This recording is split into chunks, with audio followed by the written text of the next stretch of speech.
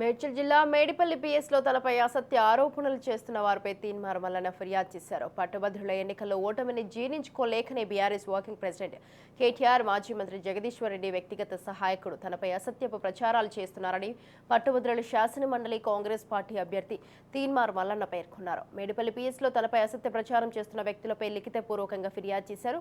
పట్టభద్రుల శాసనమండలి ఎన్నికల్లో ఓటమి తప్పదని గ్రహించిన BRS party working president KT Ramarao, మాజీ మంత్రి జగదీశ్వర్ రెడ్డి పిఏతో సోషల్ మీడియాలో తప్పుడు ప్రచారం చేస్తున్నారని, దీనిపై పూర్తి స్థాయిలో దర్యాప్తు జరిగిన బాధ్యులపైన వారిపై చర్యలు తీసుకోవాలని డిమాండ్ చేశారు.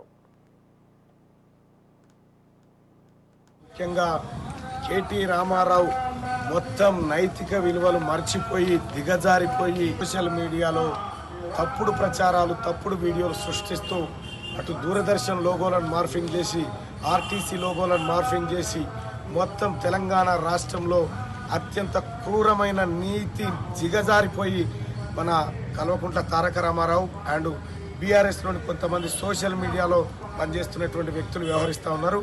ఇవాళ పట్టభద్రుల ఎమ్మెల్సీ ఎన్నికల్లో ఓడిపోతామనేటువంటి భయంతో ఇలా తీన్మార్ మల్లన్నకు సంబంధించి కొన్ని మార్ఫింగ్ వీడియోలు చేసి తీన్మార్ మల్లన్న ఏదో తప్పు చేసినట్టుగా, బ్రేకింగ్ న్యూస్లు వేసినట్టుగా దూరదర్శన్ లోగోలతో పాటు ఎక్కడో హిందీ ఛానళ్ళ లోగోలు క్రియేట్ చేసి సర్క్యులేట్ చేసినారు. ఆ వాట్సాప్ గ్రూప్లలో స్ప్రెడ్ చేసినటువంటి వాళ్ళపైన, అలాగే కేటీ రామారావు ముఖ్యంగా మాజీ మంత్రి జగదీశ్వర్ రెడ్డి పిఏ పైన ఇప్పుడే పోలీస్ స్టేషన్లో కంప్లైంట్ చేయడం జరిగింది. ఎఫ్ఐఆర్ కూడా నమోదు చేస్తూ ఉన్నారు.